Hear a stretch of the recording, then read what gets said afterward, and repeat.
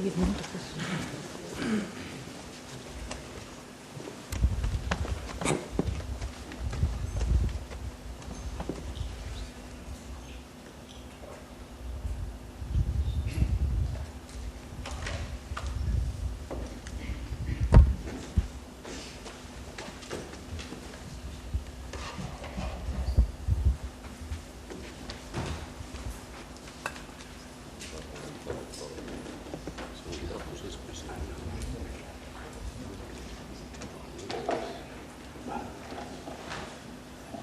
Muy bien, buenas tardes.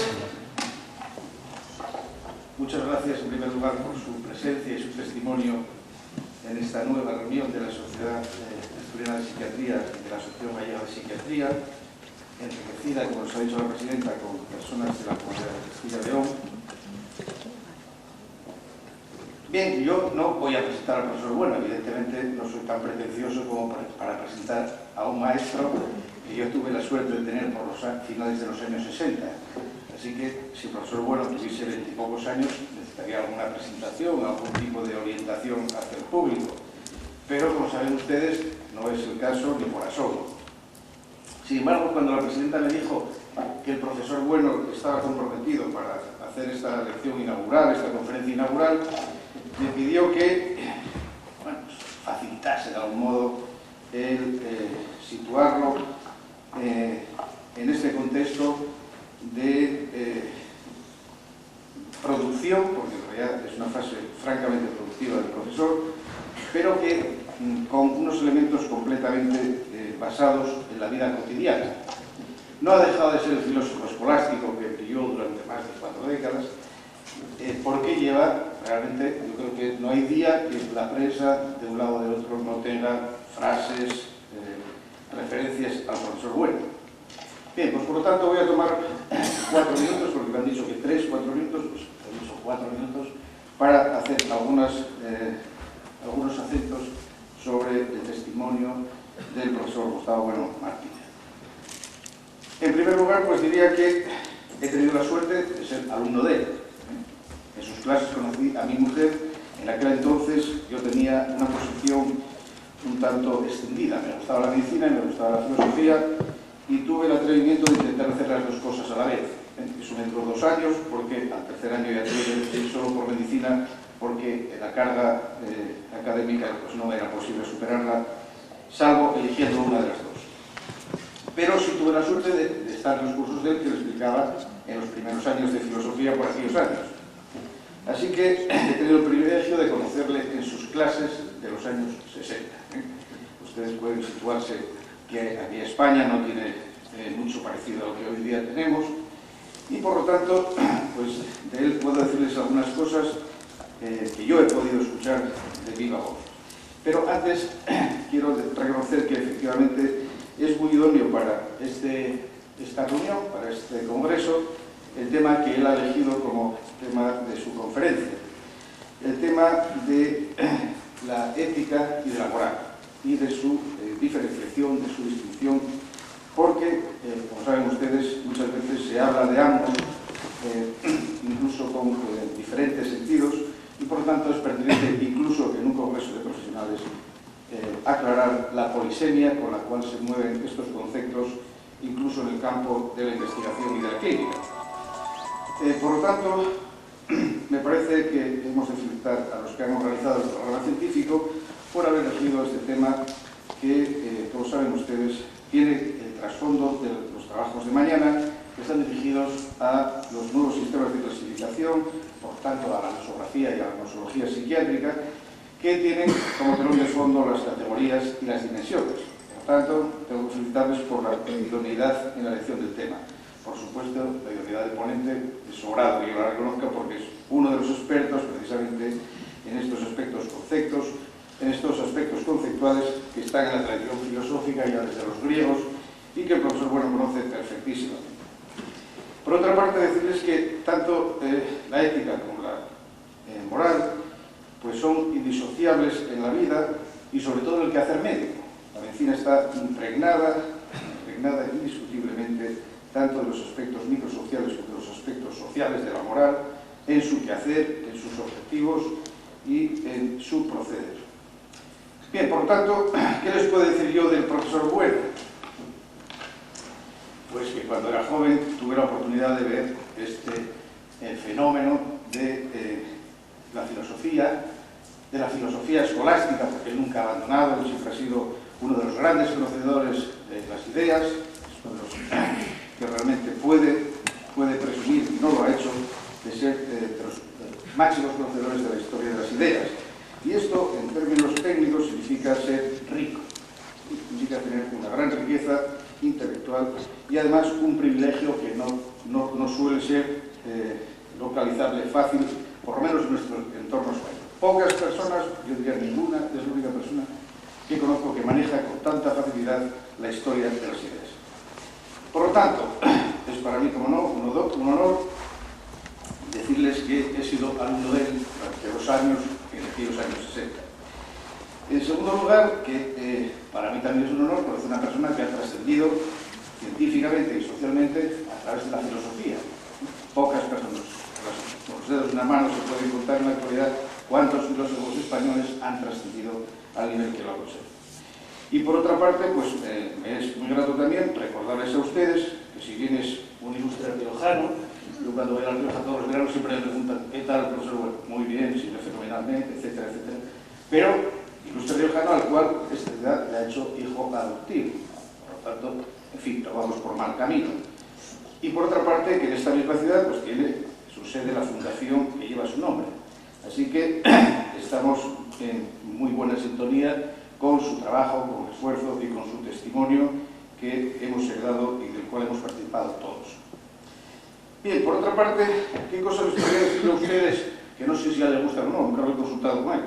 Pero de las cosas que me llegan cuando ando por el país y por otros países, me dicen, hay un señor que tiene una escuela de buenistas.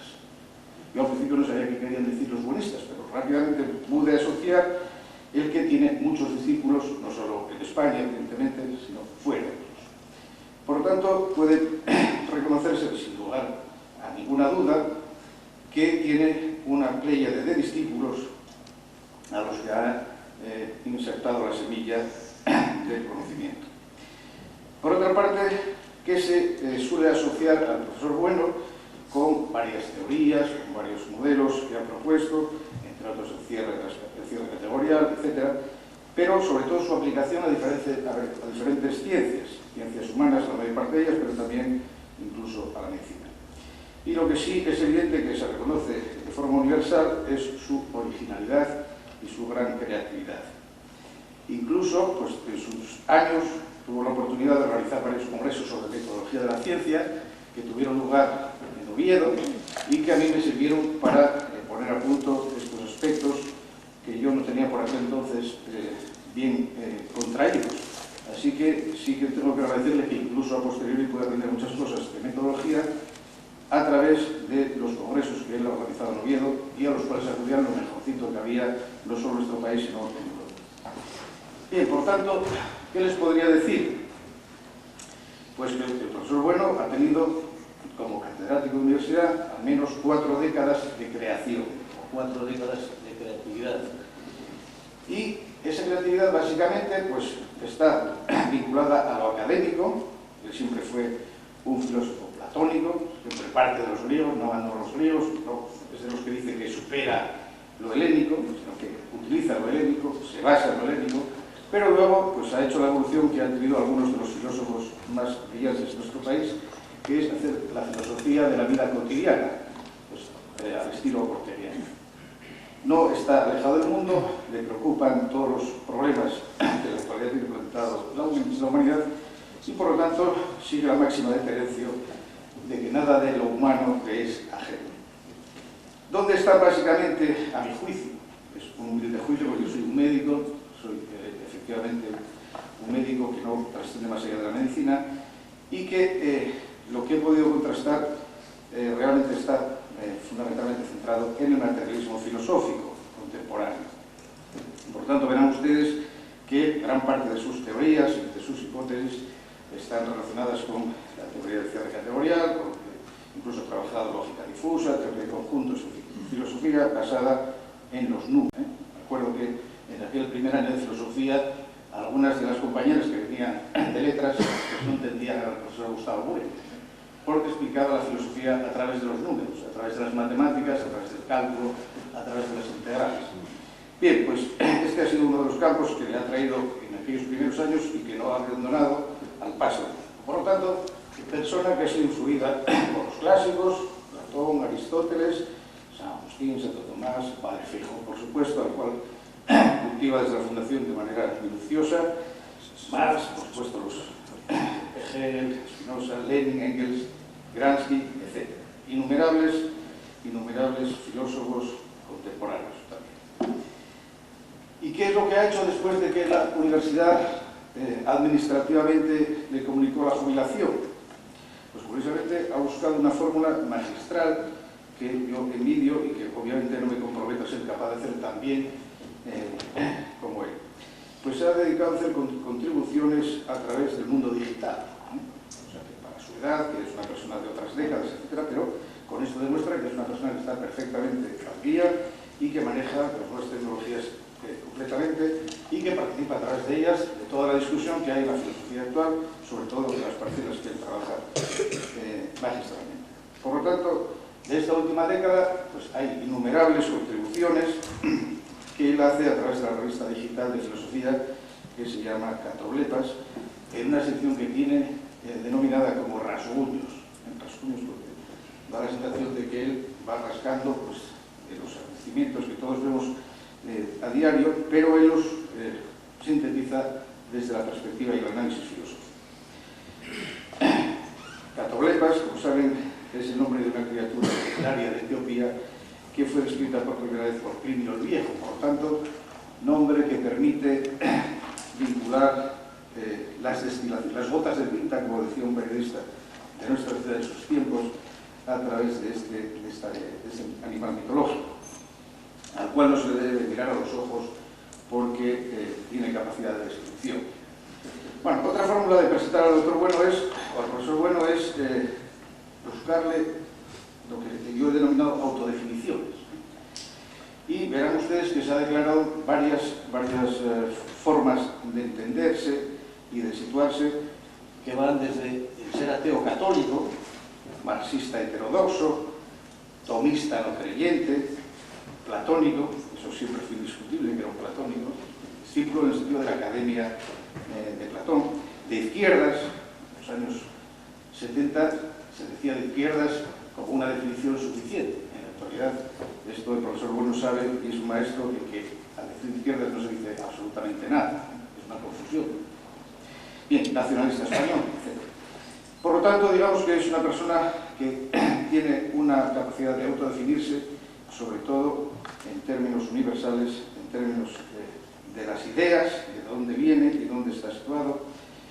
En resumen, les podría decir que nació en Santo Domingo, pues hace aproximadamente 8 décadas.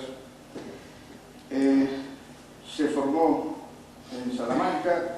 Gran parte de su riqueza, él siempre dice, yo lo aprendí casi todo cuando estaba en Salamanca, tenía toda la biblioteca para mí. Eso es una situación de privilegio que yo lo he escuchado muchas veces. Siempre agradece todos aquellos libros que leí de Salamanca, que no eran muy utilizados, pero que están todos accesibles para él. Y de aquella época, pues evidentemente, enriqueció notablemente su formación. Después de la plaza de profesor del instituto en Salamanca, pues ya vino quedó como catedrático, y eso es lo que ya conocen ustedes muy bien, porque ha trascendido tanto que no requiere más que recuerdos. Sus intereses principales pues, están, como saben, centradas, por supuesto, en la filosofía, la política, la religión, los medios de comunicación y como ideas notables, más notables reconocidas, pues el materialismo filosófico, la teoría del cierre categorial, que es muy importante, es esencial en filosofía de la ciencia, y otros trabajos que han tenido mucho éxito social, el animal divino, el mito de la izquierda, etcétera, que se citan continuamente, incluso los programas más simples de los medios. Por lo tanto, ven ustedes que se trata realmente pues, de un fenómeno del cual podemos presumir los españoles, también como no los riojanos y por supuesto también los asturianos. Así que si tuviese que decirles en 3 ideas qué diría yo del profesor Bueno, pues diría que es sin duda, a mi juicio, el mejor filósofo español de la segunda década del siglo XX y de esta primera década del XXI. He de decirles que he podido comprobar, a través de opiniones bien fundadas, que después de Ortega no ha habido ningún filósofo español que haya tenido una escuela tan importante, con una producción tan voluminosa y de tal calidad como la que nos ha podido ofrecer a lo largo de estos 5 décadas el profesor Gustavo Bueno.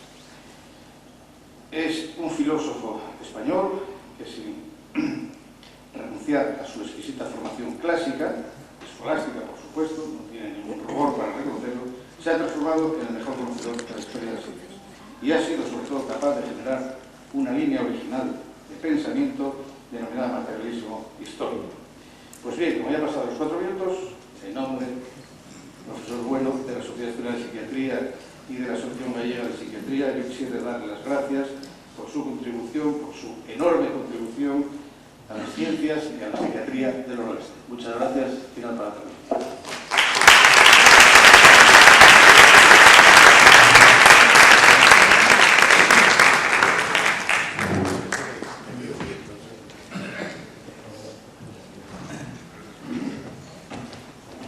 Buenas tardes. Bueno, ante todo, mi gran agradecimiento al profesor Bores, subrayando lo que todos sabes, que lo que ha dicho lo ha dicho él, no lo digo yo, de manera que él es responsable de lo que ha dicho. Y agradeciéndoselo, por supuesto, pues vamos a empezar sobre el asunto que nos ocupa. Realmente lo que está anunciado, según entiendo, es un fragmento de lo que yo quería decir. Son 4 palabras lo que yo quiero comentar. No 2, las 2 son las 2 primeras. A saber, ética, moral, bioética y derecho. Esas 4 palabras. Se forman una cadena. Es que las 2 es para cerrar la cadena como veremos, ¿verdad? Una cadena que tendré que explicar de modo más rápidamente posible. Ética, moral, bioética, derecho. Vamos a ver cómo las arreglamos para en una hora poder exponer estos conceptos. En cierto modo, ya que estamos en un salón de un colegio de médicos, ¿verdad? En cierto modo se me ocurre decir que estas 4 palabras tienen que ver con las ciencias de la salud. Verán por qué. Las ciencias de la salud como fundamento de la división tradicional de las facultades universitarias, de las facultades superiores, que se llamaban. En la tradición clásica, en España y en Alemania, había 4 facultades. 2 de ellas, una de ellas era la facultad inferior, era la de filosofía. ¿Por qué? Porque no tenía un objeto práctico inmediato. Y en cambio había otras 3 facultades llamadas superiores, porque a ellas se subordinaban todas las demás, particularmente la de filosofía. La filosofía era la esclava, la sierva, la criada de las 2 facultades. Como decía una sierva que le salió respondona, después, ¿verdad? Pero en fin, era la sierva en principio. Las facultades eran estas, se clasificaban de este modo. Primero, la facultad de la salud del cuerpo, que era la medicina, claro. Y después la facultad de la salud del alma, que era la teología. Y por último, la facultad de la salud del cuerpo social, que era la facultad de Derecho. Pues estas 3 facultades, ciencias de la salud, ¿verdad?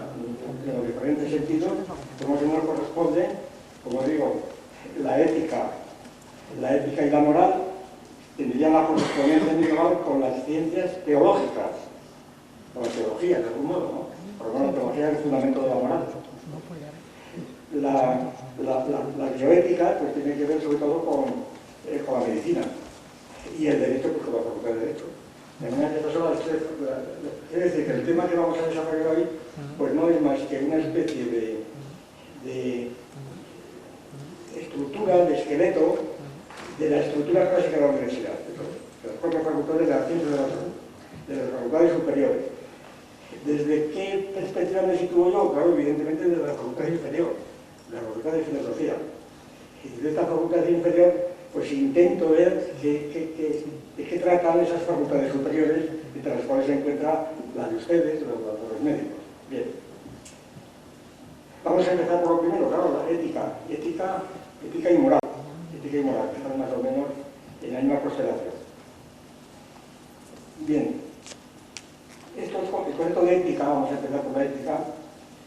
concepto de ética es un concepto pues, que tiene muchas acepciones, tiene muchas acepciones como natural. La más corriente, según encuestas y según diccionarios, en fin, y según el uso ordinario del castellano actualmente, pero prácticamente lo mismo en otras lenguas románicas, pues la ética suele entenderse de la siguiente manera, como un concepto que tiene que ver con la fuerza de obligar de las normas o conductas llamadas éticas.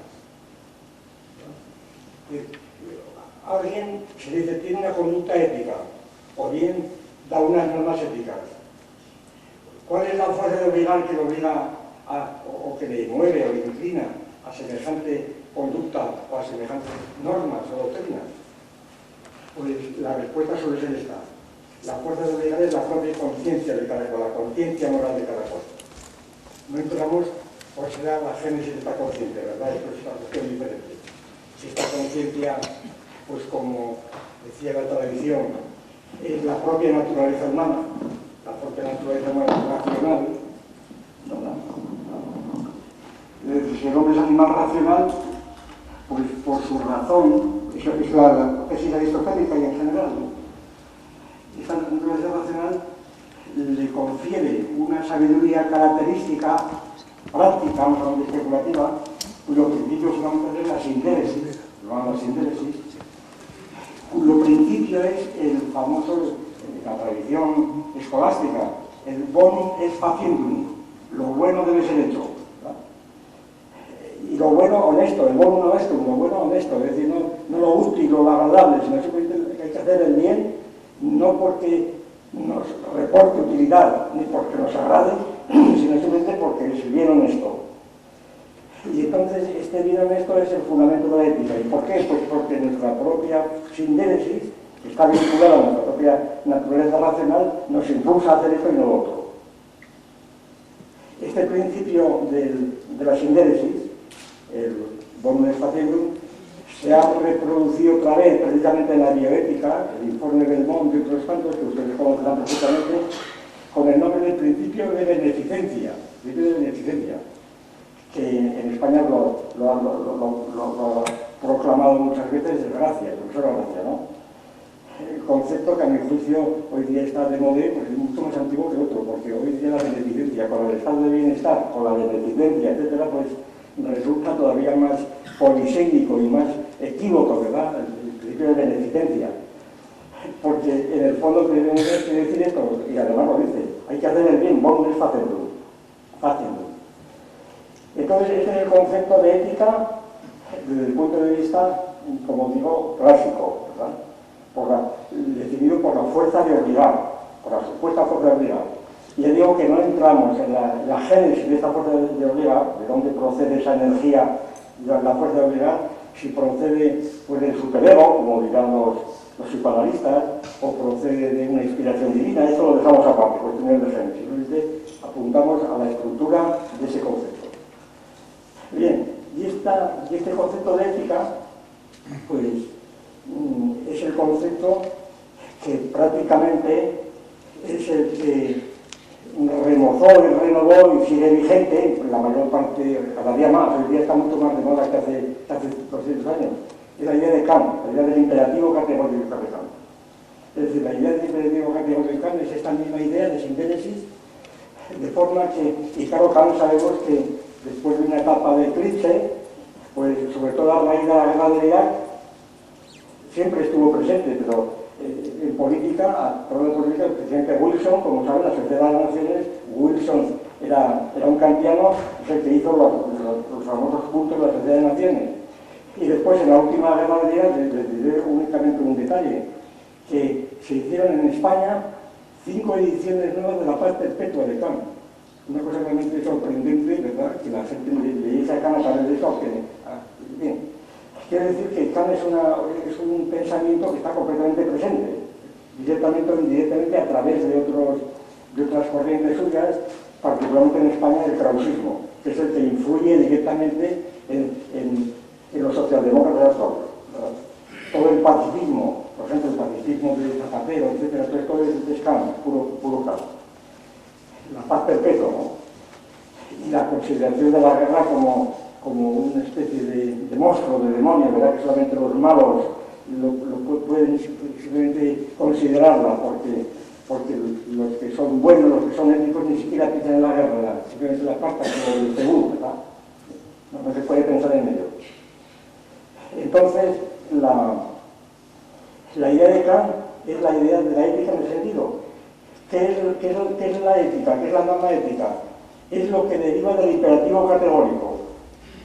¿Y qué es el imperativo categórico según Kant? Pues el imperativo categórico es la propia fórmula de la ley moral, que es su universalidad. ¿Cuál es el contenido? Eso cada cual tiene que averiguarlo de su modo. Es el formalismo kantiano. Tenemos una especie de imperativo categórico de que hay que hacer el bien. ¿Por qué el bien? Porque la máxima mía debe ser de ley universal. Mi propia máxima debe ser de ley universal. En este momento, lo que es una máxima psicológica subjetiva se transforma en una ley universal de carácter moral. Claro, esto es puro formalismo, porque lo dice Kant, es imposible dar contenidos a esa ley. Precisamente en este punto se fundó la famosa crítica materialista, se llama materialista porque el autor Marcel tituló su famosísimo libro Ética material de los valores, en donde hay una crítica, a mi juicio, definitiva al formalismo kantiano, ¿verdad? El formalismo kantiano, pues es según dice Marcel, es una pura ficción, puesto que de hecho no tiene ningún criterio, no ofrece ningún criterio para la práctica. El imperativo categórico pues puede ser el de Adolfo Hitler, el imperativo categórico le llevó a hacer universal lo que él pensaba, el carácter superior de la raza aria, por ejemplo. Es decir, no hay ningún criterio objetivo y por consiguiente la ética formalista pues tiene estos peligros.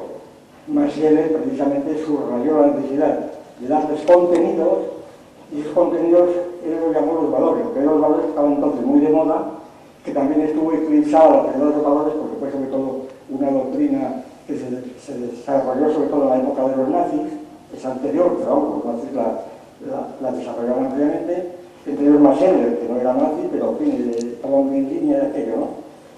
Y entonces la teoría de los valores, pues otra vez ha vuelto otra vez hoy, estos años, a resucitar. Constantemente se dice la puesta en valor, ¿verdad? Me hace mucha gracia porque la puesta en valor es una fórmula de un axiólogo alemán de los años 12, Miller Freienfeld, es la Weltschätzung, dice, la puesta en valor, vamos a poner en valor, ¿verdad? Y claro, lo que se echa de menos en el actual uso de los valores, poner en valor, el valor, es que la teoría de los valores tenía un componente antinómico y dialéctico fundamental que ahora desaparece. Es decir, un valor solamente tiene sentido en cuanto se pone a un contravalor. De manera que educar en un valor quiere decir destruir otro. Es imposible dar un valor. Es decir, apreciar el valor, vamos a poner, de la música de Vivaldi, supone destruir el valor de la música, pues yo que sé, de Michael Jackson, por ejemplo. No son compatibles, ¿verdad? Los valores. El ejemplo supone, y este componente dialéctico de los valores es el que desaparece en los valores, tal como se utiliza, acaso, me parece a mí, porque lo que se entiende por valores en el fondo son los valores de la bolsa, que son más objetivos que él, y de donde proceden la primera teoría de los valores. La teoría de los valores de la época de Gibbons, etc., pues procedía precisamente del concepto de valor tal como se utilizaba en la bolsa y en la sociedad capitalista de mediados del siglo XIX. Bien, pues este es el concepto, como digo, de la ética desde el punto de vista de su génesis, de la fuerza de obligar. Y este concepto se opone a la moral, a un concepto de moral, que tiene que ver más bien con lo que Kant entendía por derecho y moral. Porque Kant no... la tecnología es distinta al alemán, como natural. La propia idea de ética y de moral, pues por ejemplo, un concepto fundamental en toda la filosofía de Hegel, la Sicherheit, digamos, que traduce los italianos por eticidad, de ética, eticidad, y en España ya se usa menos, pero durante muchos años la eticidad era la traducción que daban a la filosofía de Hegel, era la eticidad. Y eticidad es una cosa que no tiene ni pie ni cabeza, es una cursilería de tan calibre pero sin embargo, ahora incluso en oposiciones. Yo recuerdo haber estado en el Tribunal de Oposiciones de Cátedra que no decía eticidad, pues inmediatamente estaba fuera de concurso, ¿verdad? ¿No? Entonces la eticidad era una traducción mala de simple sky, y siempre sky se podría traducir, tiene que ver con siken, con las costumbres, la costumbreidad, se podría decir, lo acostumbrado. Y eso ya tiene mucho que ver con la moral, porque la moral es mores moris, los mores, las costumbres, ¿no? Bien. Pero vamos a no perder la línea. Entonces, si la ética, decimos en este contexto, la ética es aquello que resulta de un imperativo categórico de alguien que obra en conciencia, yo hago esto porque obro en conciencia, la moral, en cambio, es lo que Kant decía, lo que es heterónomo, no lo que es autónomo. La ética es autónoma porque brota teóricamente de mí mismo y la moral es heterónoma. ¿Por qué? Porque sobre todo en el derecho yo obro por imperativo no absoluto, sino relativo a quien me obliga desde fuera, coactivamente sobre todo, a obrar. Es decir, por miedo, por temor al castigo, por deseo de un premio, ¿verdad? El que obra por estos imperativos que no son categóricos sino hipotéticos, yo obro así si me dan esto, o no así si no me recibo el castigo. Este obra no por mí, sino por la presión ajena, esto sería la moral, el derecho, sobre todo la moral. Bien. Naturalmente, esta distinción de moral, como digo, es muy común. Y muchas veces, en cuanto a los contenidos, como los contenidos de momento no sabemos lo que son, porque ahora estamos hablando de la fuerza de voluntad, por muchas veces incluso se intenta identificar ambos conceptos. En el fondo, moral y derecho es lo mismo. Algunos incluso se ha sostenido en España, se ha sostenido. Algunos filólogos, yo hablo con ellos hace años. Hombre, que en el uso ordinario, en español, castellano todo, pues ética era más bien cosa de izquierda y derecha y moral de derecha. Quizá por la fórmula esta, la moral y las buenas costumbres, ¿verdad? Estas sociedades que había palabra culta, moral y buenas costumbres, esto es de derecha, mientras que la ética es de izquierda. Era lo mismo, todo procedía del griego, ¿verdad? O del latín, pero pasaría un poco como pasa con oftalmólogo y oculista, ¿verdad? Oftalmólogo es una palabra más culta, ¿verdad? Y oculista pues una palabra más popular, y griego o latín, una palabra. Y entonces la idea de ética y moral sería esto. La ética sería una versión pues más culta de la moral. Seguramente el fundamento de este matiz, pues tiene que ver con la introducción de la palabra ética en español a través precisamente del clausismo, del siglo XIX. La ética a través de una fuente que no era la fuente escolástica tradicional donde se va de moral, de moral. Bien. Entonces, vamos, la idea central que yo quiero exponer para terminar esta descripción es esta: que tanto la ética y la moral, así entendida, a pesar de que tienen una acepción muy extendida, es la que generalmente la gente piensa en ello. Yo, lógicamente, eso es habitual. Ustedes que tratan mucho a la gente lo saben mejor que yo.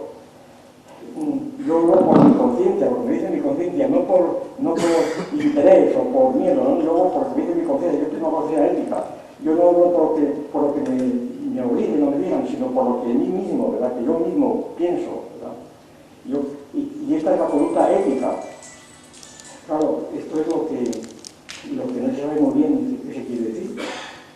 Y sobre todo que este bien que se ha definido, el bonum faciendum, ¿a qué bien nos referimos? ¿Cuál es el bien? Esa es la principal objeción que yo haría desde el punto de vista materialista. ¿Qué es el bien? Porque los bienes son múltiples y son contrapuestos entre sí, ¿no? El bien de una cosa es contrapuesto al bien de otra. Entonces, eso del bien, ¿a qué nos referimos? Estoy intentando decir, en resumen, que estos conceptos ordinarios son completamente vacuos, vacíos y contradictorios. Porque no decimos nada. Y que el que lee en el diccionario la ética es esto, pues después de leer la definición no sabe más que antes, ¿verdad? No dice absolutamente nada, ¿verdad? Y cuando se dice, por ejemplo, que es la lección general, cuando alguien intenta, bueno, el bien, ¿qué es el bien? Hombre, pues el bien es cualquier cosa. Por ejemplo, uno obra éticamente cuando está con otras personas, otro grupo, pues trata amablemente a ellas, les trata amablemente, les deja el paso, les favorece, ¿verdad? Les hace un favor, les atiende si lo necesitan, o bien, si están en la oficina, pues procura conservar bien los instrumentos que pega, o en la fábrica, ¿verdad? O incluso comportarse en la indumentaria, es decir, bien, obrar éticamente, obrar correctamente, elegantemente.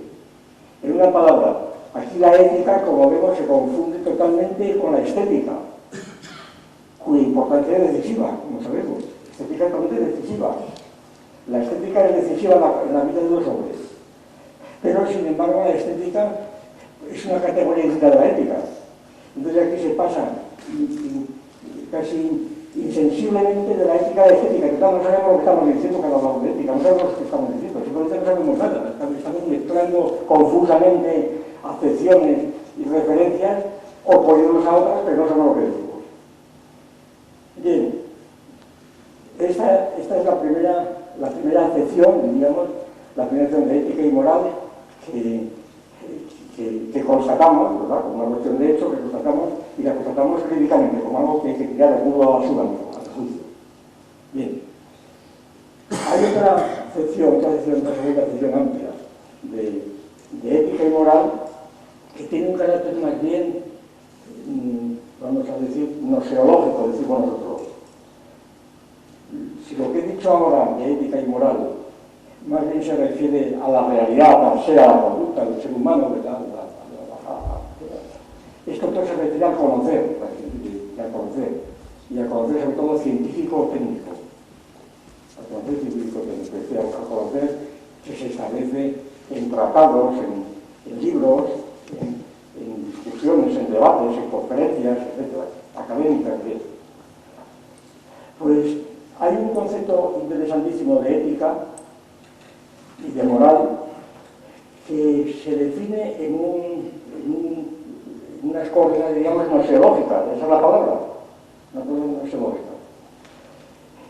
Y la acepción es la siguiente, y esta está muy actualizada en España, sobre todo a través del bendito profesor Aranguren, que paz descanse, ¿verdad?, que dejó una playa de profesoras, mejor dicho, de ética, que siguen a pies juntillas su criterio y que lo han extendido y lo extienden completamente en España, ¿no? Que es el criterio siguiente: la ética es el tratado de la moral. Es decir, la ética sobre todo es un libro. La ética es un libro. La ética es un libro o una doctrina. Es cierto que esta definición es castellano. En el Tesoro de Covarrubias, el Tesoro de Covarrubias, famoso, que todos consultamos, ahí cuando bajo la voz ética, más o menos dice así Covarrubias, siglo XVII. Dice, pues, la ética es la parte de la filosofía que se ocupa de la moral. De manera que es filosofía moral, lo estoy diciendo literalmente. Pero, ¿por qué? Pues porque para Covarrubias, en ese momento, la palabra ética es la palabra rara, extraña, que estaba ya colándose como tecnicismo, ¿verdad?, en los traductores de Aristóteles del siglo XVI y XVII, Simón Abril, etc. Y entonces es una palabra rara que no sabía qué hacer con ella. Un poco lo que pasaba con la palabra cultura. La palabra cultura en el siglo XIX en España pues no se sabía qué era. Culturano, cultura. La cultura en España era, pues como era el latín, era la agricultura, la silvicultura, ¿verdad? La cultura era la cultura de los campos, de los cultivos, las culturas de Oviedo, se decía. Todavía recuerdo, se me ocurre en la tabla que se la cuento rápidamente porque tiene mucha gracia. Hace 5 o 6 años, no me acuerdo, se tradujo un libro mío, El mito de la cultura del alemán, y en Alemania, en Mainz, una universidad alemana, pues cuando te iba a presentar el libro, me habían puesto del departamento de universidad un cartelón que ponía algo así como esto, ahora si me acuerdo, Kulturen verboten treten, que quería decir prohibido entrar en las culturas. Habían cogido ese cartel de una granja, ¿verdad?, que le habían puesto En la granja ese cartel quiere decir prohibido entrar a los cultivos, claro. Y una que todavía se conservaba el origen prístino de la palabra cultura latina, ¿no? La llamaban culturen, con K. Y entonces, y yo tenía un texto también de Oviedo, de Oviedo, que decía las culturas de Oviedo, que eran las huertas que había alrededor de Oviedo, los cultivos. Bien, la palabra cultura tiene otro sentido, vamos, que aquí no tenemos tiempo de hacer, pero nada de que iba. Y entonces la palabra cultura, en el siglo XVII no sabemos muy bien lo que es, y, por ejemplo, todo el mundo recuerda que Quevedo, cuando habla de la culta latiniparla, ¿verdad? La culta latiniparla, es cuando, es decir, que dice, en lugar de decir vino, dice llegó, de traerme llegó, cosas de ese tipo, ¿no? Incluso la palabra culterano, que, pues no me acuerdo quién es, no creo que el filólogo dice que el culterano posiblemente es una construcción para sugerir luterano, ¿verdad? Luterano, un adjetivo envenenado. Culterano era el que estaba traduciendo cosas en francés y entonces, pues, aquello también de Quevedo, como era aquello de si quieres ser culto en un solo día, la receta para ser culto en un solo día, si quieres ser culto en un solo día, la geria aprenderá el gonzo siguiente: fulgores, arrogar, joven, presente, fulgor, construye, métrica, armonía. Esas palabras eran palabras barbarismos en aquella época, pero que al parecer era propio de las personas cultas. Bueno, la palabra cultura era una cosa que no se sabía digerir. Pues algo hecho de paseo creado por Arguelles con la palabra ética, por la filosofía moral. Pero resulta que esta palabrita, ética con la filosofía moral, pues se mantuvo más o menos prosperando. Hay un autor alemán muy conocido actual, se llama Petzig, en donde dice lo mismo: la ética es el tratado de la moral. Hay una moral, y entonces aquella ciencia o doctrina que trata de la moral es la ética. Esto lo cogió Aranguren y ya está en cualquier manual de ética que vean ustedes por ahí, actual en una universidad, y verán ética y moral, eso es. Pero bueno, es una definición convencional que en principio, pues bien, pues es una definición estipulativa que cualquiera puede decir, pero sin embargo, a mí me parece que es muy grave por lo siguiente, entre otras cosas. Primero, porque es totalmente gratuito y arbitrario. Tiene su fundamento, claro, que cuando decimos tráeme la ética, si estoy con la ética Nicómaco, ¿verdad?, leyendo el libro Ética Nicómaco o la ética Amores Geométricos de Spinoza, si le digo al bibliotecaro, ¿me da usted la ética? Pues claro, es el libro de ética. Pero es una metonimia pues parecida cuando decimos la atormentada geografía de Cuenca, ¿verdad? Hombre, la Cuenca no tiene geografía, la geografía es un libro de la geografía de Cuenca, pero sin embargo pues, se pasa fácilmente de uno a otro. Pues aquí lo mismo. ¿Qué ética designa un libro? Por supuesto, la ética de Spinoza, claro, esto es la ética Nicómaco, son libros, por supuesto. Pero ese libro es ética porque tiene unos contenidos, y los contenidos de ese libro no son la moral, propiamente. Son también moral, no digo que no lo sea, pero los contenidos de ese libro son sobre todo la conducta ética. Por lo menos es lo que dice Aristóteles, que la palabra moral es una palabra que utilizó, que es la traducción que de ética de Cicerón, como luego veremos rápidamente. Es una traducción de las tantas traducciones del griego a latín que hizo Cicerón y otros, pues Moris tradujo ethos, Cicerón lo dice así, ¿verdad? Los griegos llaman ethos, nosotros llamamos mores, bien, costumbre.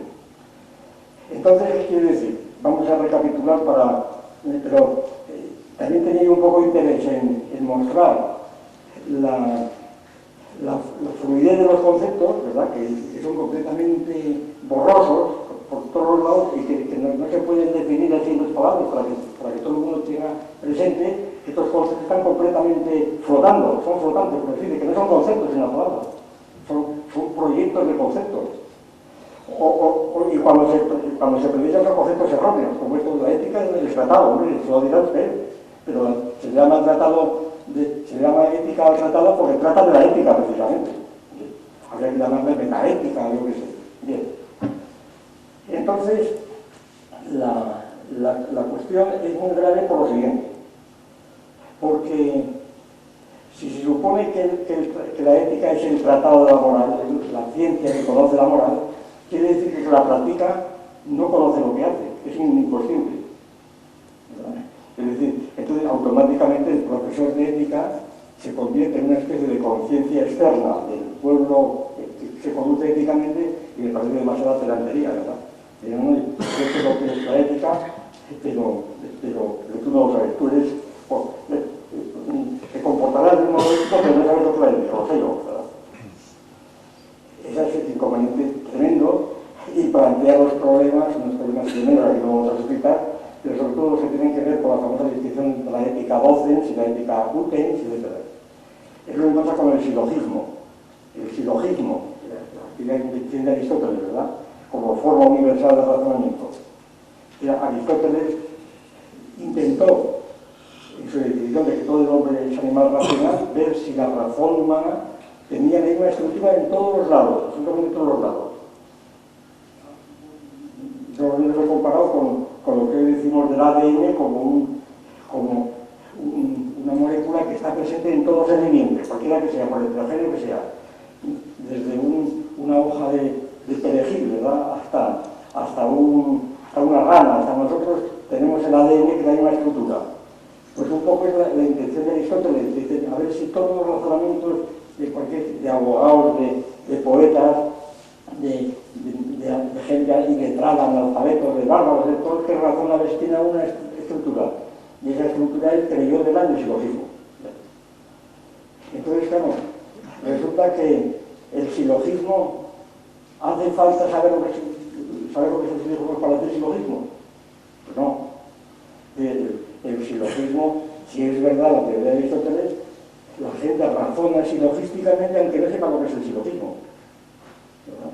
Y el silogismo entonces supone otro nivel de análisis, de reflexión distinto del hacer el silogismo. Claro. Supongo que yo, en otro orden, ya me he hecho cuenta de un sofista griego, Antifón, que le preguntaban, que era un gran orador, y le preguntaban, ¿cómo te atreves a hablar en público si tú no sabes lo que es la metonimia? Y decía, pues no sé lo que es la metonimia, pero escucha mi discurso y seguramente diré varias, ¿verdad? Me diré muchas. Pues una cosa así. Y aquí, la cuestión de la ética utens, la ética que se utiliza es la ética docens.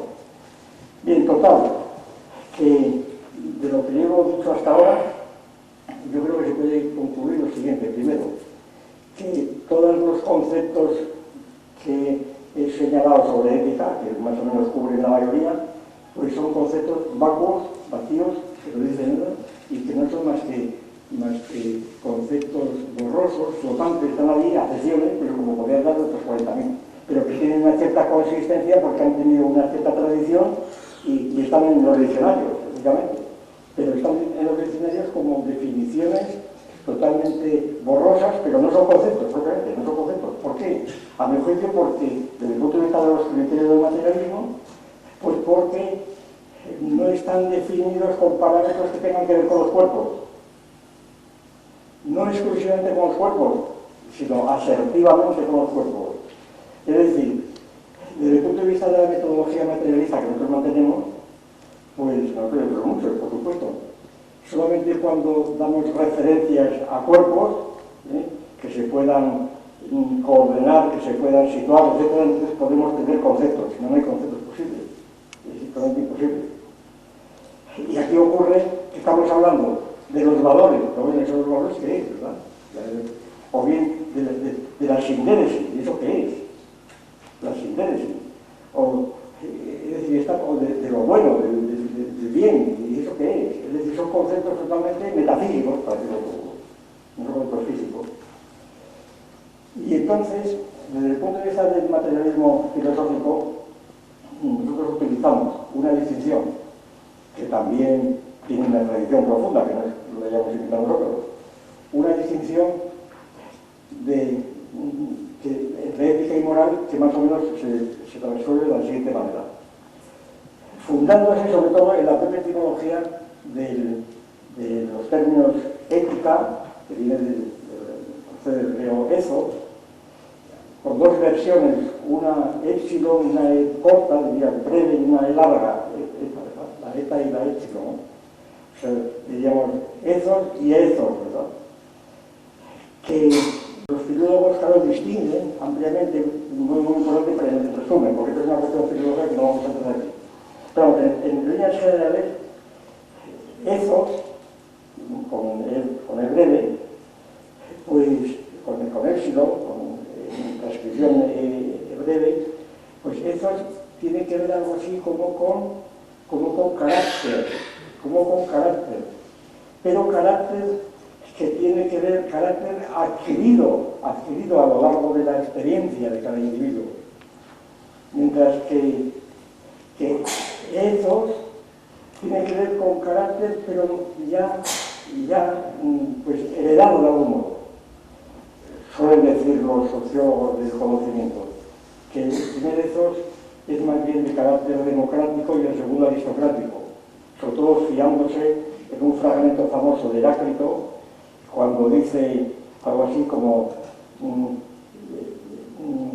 dice que el carácter del hombre es antropo demonio, que el carácter del hombre es su demonio. El hombre es su carácter, el demonio del hombre es su carácter, es el fragmento de Heráclito. ¿Qué es lo que inspira la conducta del hombre? El demonio, un demonio que está detrás de él, como luego Sócrates diría, el demonio de Sócrates, es un demonio o un ángel, ¿verdad?, que está inspirando al hombre. No, el demonio del hombre es el carácter que tiene, su carácter. Ahora, lo que ocurre es que este concepto de carácter es muy antiguo, y ahí está Cicerón, porque ese carácter puede proceder, vamos a decirlo en terminología actual, o bien del código genético, ¿verdad?, o bien de la experiencia de la conducta aprendida, en la palabra. O bien es heredada o bien es aprendida, es la cuestión. Dicho en la terminología genética también, pues o bien el carácter es un programa genético o es un programa somático, la distinción de Mayer, famosa, ¿verdad? Es decir, los programas genéticos son aquellos que teníamos en mente por genética, ¿verdad? Pero claro, la mitad de los programas, por no decir el 90%, de lo que llamamos normas éticas, morales o conductuales, son somáticos, empezando por el lenguaje. El lenguaje no está en los genes, es decir, nadie en su nacimiento, como todos sabemos, sabe hablar. Hablar supone un programa somático a pesar de lo que diga Chomsky y demás. El lenguaje es un programa que no lo traemos en la sangre, ¿no?, sino que es aprendido diariamente. Entonces no es un programa genético, una palabra. Y sin embargo, el lenguaje es fundamental porque sin lenguaje no hay hombre. De manera que el lenguaje sigue siendo esencial, pero no es genético. Y claro, en este contexto, pues lo que entendemos por ética y moral lo desvinculamos del origen de las normas y lo situamos en el contenido de esas normas, el objeto de las normas. Es decir, las normas son éticas cuando tienen por objeto el favorecer o salvaguardar la vida de los cuerpos individuales humanos. Es decir, toda norma que va orientada a la salvaguarda de los cuerpos individuales humanos, eso es una norma ética. Ese es el concepto de ética, que es, por ejemplo, el de Spinoza. En la ética de Spinoza se maneja este concepto. Y Spinoza además da las famosas sistema de virtudes. Según Spinoza, las virtudes éticas son tres, fundamentalmente. La fundamental es la fortaleza, claro. La fortaleza, que es la que mantiene a cada individuo en su propio operar, en su ser. Y esta fortaleza, hoy sabemos, claro, que no viene del espíritu, que viene en gran parte del ATP y muchas cosas más, ¿verdad? Es decir, que la fortaleza supone la salud fisiológica. Y entonces, esa fortaleza es la virtud fundamental. Y la fortaleza, según Spinoza, cuando se aplica a los demás, cuando se aplica la conducta a satisfacer, a mejorar, a hacer posible, adelantar la fortaleza de los demás, se llama generosidad. Y cuando se aplica a uno mismo se llama firmeza. De manera que entonces el sistema de la fortaleza, la firmeza y la generosidad serían las tres virtudes fundamentales de la ética materialista de Spinoza, en la palabra. Y entonces, estamos hablando de individuos humanos. cuestión también totalmente en debate, puesto que además de los individuos humanos, pues están también los animales. Y precisamente tal como lo estudia la etología, la disciplina procedente de, recientemente, ¿verdad? Cuando los premios Nobel de Lorenz, etc., el maestro de Lorenz, Heinrich Roth, que fue el que inventó la palabra etología, por el año 13 o por ahí. El artículo famoso de Lorenz, de los años 31, sobre la etología de los córvidos, que es donde ya la interpretó como una disciplina nueva. Entonces, la etología viene de eso, es lo mismo, el mismo eso. Pero la etología estudia los etogramas de los animales. Y los etogramas son las formas de conducta, generalmente conducta aprendida. No solamente conducta genética, puesto que Timberger, por ejemplo, lo dice una y otra vez. Dice, la conducta de los animales es aprendida, incluso la conducta de los pájaros cuando cantan es aprendida. Los pájaros tienen que ser educados a cantar, o bien los chimpancés tienen que ser educados para hacer los nidos que hacen, ¿verdad? Precisamente Salaberry, que murió el otro día, por cierto, y como saben todos, fue el pionero en España de la etología animal en Guinea, en los años 40, pues me contaba hace muchos años cómo él estuvo estudiando en parques zoológicos de Guinea mucho tiempo, cómo los chimpancés hacen una especie de lecho de hojas para dormir y cómo necesitan, ya no me acuerdo, 1400 veces ver cómo la madre hace esto para aprenderlo. Porque si se expone solamente pues, 200 veces, pues hacen un garabato, no saben hacer nada, y si no hacen nada, pues no hacen nada, ¿verdad? Es decir, que el hecho de que los chimpancés tengan esa cultura de hacer chozas, una especie de abrigo que se envuelve, lo son todos los días, pues entonces esto es una conducta aprendida y sin embargo se considera como un instinto de ellos, es una conducta etológica eso. Pero la cuestión de la ética animal es otro capítulo esencial que está ligado con esto. Es decir, ¿por qué razón establecemos una línea divisoria entre la ética entendida así, ¿verdad? Entendida aplicada a la vida humana y no a la vida animal? Ustedes saben que precisamente la etología es la que dio el pistoletazo de salida a la consideración de los animales como sujetos que tienen cultura. La cultura de eso sería propia de los hombres, los animales tienen culturas tanto como los hombres, los humanos. Por tanto, la definición del hombre como animal cultural es totalmente errónea. Todavía yo recuerdo, en el año 45 se publicó el libro de Cassirer, la antropología filosófica, donde empezaba así, era la Biblia entonces era la Biblia. Es más, yo recuerdo que alguna vez he dicho que el objetivo que teníamos los profesores de filosofía entonces, en los años 40, era enseñar al mundo, ¿verdad?, que lo esencial del hombre era la cultura. Claro, esto lo abandonó la etología, lo abandonó completamente la etología. Sin embargo, en el año 45 ya digo, el libro de Cassirer empieza así: el hombre se caracteriza por ser animal cultural, ni hablar, ¿verdad? Si se dice que animal cultural humano, pues sí, pero entonces es como que dice, la luz es el movimiento luminoso de los cuerpos lúcidos, ¿verdad? Peticiones de principio.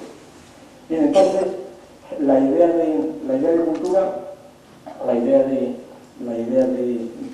la ética, de etología que estamos hablando, pues es una idea de animales. ¿Y por qué se traza esa línea divisoria? Todos ustedes conocen el proyecto Gran Simio. Incluso todavía hay en las Cortes un proyecto de ley por parte de un miembro del Partido Socialista pidiendo que se reconozca la condición de persona de los grandes simios, chimpancés, gorilas, orangutanes, colomos, etc., ¿no? Que se reconozca ese proyecto está un poco en invernadero porque es de decir los problemas que plantea semejante cosa, ¿no? Si los chimpancés empiezan a pedir pues eso, tarjeta laboral para trabajar, ¿no? Y claro, por el cuarto, y por qué razón los chimpancés no pueden trabajar si sabemos que pueden hacer trabajos mucho mejor, muchas veces mucho mejor que los hombres? O sea, además, la bibliografía tan enorme que hay del proyecto Gran Simio, firmada por la plana mayor de etología, ¿no?, incluyendo la UDA, la señora esta que estuvo en Tanganyika con los chimpancés, ¿verdad?, que estudió el primer estudio, y después tanto, esta señora, ¿verdad?, que claro, que sabe mucho de chimpancés, pero luego no tiene ni idea en general, como se lo ocurre. Pero sin embargo, se atreven a firmar un proyecto próximo para que los libros son nuestros hermanos, etcétera, etcétera. El libro de Hulk, que la biografía es infinita, y entonces también ahí se deduce que los simios son tan humanos como nosotros, pues porque sienten, porque lloran, cosas de ese tipo, ¿no? Porque saben hablar, porque tienen hablar, eso lo sabemos de los estudiantes de Wagner y demás. Entonces, ¿qué ocurre? ¿Por qué razón excluimos a los simios? Es uno de los problemas pendientes en la ética materialista. Ya que estamos aquí, porque no hay tiempo de volver a ello, yo le diré simplemente la posición que adoptamos nosotros. Pues simplemente por esta razón, porque hasta la fecha que sepamos no ha habido ningún sindicato de chimpancés que haya obligado, que haya exigido el recorrerlos, no ha habido. Es decir, porque no se han organizado para pedir esto. Y entonces, ¿por qué le vas a dar unos derechos que no han pedido? Porque no los tienen. ¿No? ¿Qué quiere decir esto? Pues esto introduce una cuestión, una visión totalmente distinta que no tiene nada que ver con el pacifismo, ¿verdad? Y que supone que la distinción de hombres y animales, que el hombre no es simplemente un animal muy perfecto que nació por la armonía preestablecida como el ser más perfecto de la creación, sino que nació en la lucha por la vida con estos animales y sencillamente pues que el hombre fue lo que llamamos Homo sapiens, ¿verdad? Pues fue más poderoso que nosotros, sencillamente, y por eso nosotros se puso por encima de él, y además solamente por estar por encima de ellos pudo realmente controlarlos y dominarlos y ser. Es decir, que no es simplemente un individuo que, movido por el instinto del mal, empezó a... No, es que así es como se hizo, porque es una cuestión que no se puede plantear ahora. Simplemente sí que hace falta un poco tener el horizonte de toda la ética animal. Ahora, bien sabemos, y esto que acabo de decir lo confirma, que el individuo humano, los individuos, los sujetos etológicos, forman siempre parte de un grupo, sobre todo en animales sociales. Forman siempre parte de un grupo. De los individuos forman parte de un grupo, y esto es una cosa esencial, los animales sociales es evidente. Si nosotros hablamos es porque nos enseñan a hablar, es evidente, nadie habla por sí mismo. El lenguaje es un producto social y de grupo. Y claro, aquí la distinción fundamental es la siguiente: alto. El ser animal social no quiere decir que la sociedad humana que envuelve al individuo, como podían pensar en la época de Augusto Comte, la sociedad humana sea una estructura indefinida y infinita, ¿verdad? Que sea el gran ser, el ser supremo que decía Augusto Comte, ¿verdad? Un poco la sucesión de Dios. La sociedad humana es el gran ser que decía Augusto Comte, el gran ser. Y estamos en la sociedad humana, no. El hombre, el género humano, el famoso género humano, que canta la internacional, el género humano, ¿verdad? El género humano, pues no existe, sencillamente no existe. Esa es la tesis fundamental que nosotros mantenemos. Mantenemos, naturalmente, argumentada y dispuestos a argumentar como sea. Es decir, el hombre no existe como tal hombre, ni el género humano existe. ¿Por qué? Porque nunca ha habido género humano. El género humano es un concepto taxonómico del Linneo, ¿verdad?, que nunca ha tenido presencia real. ¿Por qué? Pues porque lo que llamamos hombre, Homo sapiens, que naturalmente no es el hombre de Atapuerca ni el neandertal quizá, ¿verdad?, pero lo que llamamos hombre es un hombre muy reciente, de hace 150.000 años, por ejemplo, ¿verdad? Y este hombre, pues, no es una unidad, sino que son una serie de bandas dispersas por todo el mapa, dispersas, que se han hecho hombres, Homo sapiens, en esa dispersión, precisamente, que han hablado diferentes idiomas, que cuando se han encontrado lo que han hecho es luchar y a ver qué decía, ¿verdad? Y se han comido los unos a los otros. En Atapuerca está lleno de la cima de los huesos, ¿verdad? Está lleno de huesos rayados donde demuestran estos de Atapuerca que habían sido pues, manducados, ¿verdad?, por otros congéneres. Y entonces lo que se quiere decir es que lo que hay no es el hombre, sino bandas que luchan entre sí. Y entonces las normas del individuo, y las normas están compuestas por el individuo. Y entonces las normas orientadas a salvaguardar, a defender, a mejorar la unidad del grupo, estas son las normas morales. Las normas morales son las que salvaguardan la vida del grupo. Y la vida del grupo, claro, pues intersecta en parte con la vida de los individuos. Hay normas éticas que son normas morales, pero hay muchos puntos en donde están en conflicto, donde la moral está en conflicto completamente con la ética. El ejemplo más evidente y más rápido es el de la vendetta, que vemos constantemente en Andalucía, en Sicilia, etc., en donde cuando una familia gitana, alguien resulta asesinado por otro clan gitano, entonces la venganza consiste en matar a otro del clan, no a uno particularmente, no al asesino, sino a cualquiera, pero tiene que asesinar a cualquiera de otros, si no, no queda satisfecha el crimen, ¿verdad? No queda recluido el crimen. Entonces, es un ejemplo típico de conducta moral que está constantemente perseguida, naturalmente, por el derecho y por los jueces, por la ética, que es la ética, porque la ética suele estar muy vinculada precisamente al derecho, y sobre todo a los derechos humanos. Si lo que llamamos derechos humanos en la declaración, no ya de los franceses, de la Asamblea Francesa, sino los derechos humanos en la declaración de la ONU, de la Asamblea de 1947, ¿verdad? En esta declaración de los 30 artículos famosos de los derechos humanos, si ustedes se fijan, son derechos de contenido ético, casi todos ellos. Se refieren a los individuos en particular. Y a lo sumo, por cierto, describen un sujeto de derechos totalmente metafísico, porque dice que el hombre es sujeto de derechos en aquello que descontando, dice, su raza, su religión, su cultura, ¿verdad? Su etnia, etc. Entonces, lo que están describiendo es el australopiteco, más o menos. Es decir, los derechos humanos están dando los derechos del australopiteco. Claro, suponer que los hombres nacen libres, esto realmente es falso. Los hombres eso es una afirmación tan gratuita, tan puramente metafísica que parece no era el tiempo de Luis Automático, el tiempo de lo que se de Platón. Eso sí que lo pudo haber dicho, ¿verdad? Los hombres nacen libres, esto lo dicen la declaración de los derechos humanos, sin embargo, por allá lo veríamos. Pues estos derechos, son sobre todo derechos son éticos, sobre todo. Y además, solamente adquieren valor cuando son recibidos por los correspondientes. Porque, como sabemos, la Declaración de los Derechos Humanos no fue universal, porque ni la firmó la Unión Soviética ni los países satélites, ni el Islam, no la firmaron, pues y los que la firmaron, pues fueron añadiendo salvaguardas, naturalmente, para poder adaptar esos derechos a las legislaciones propias.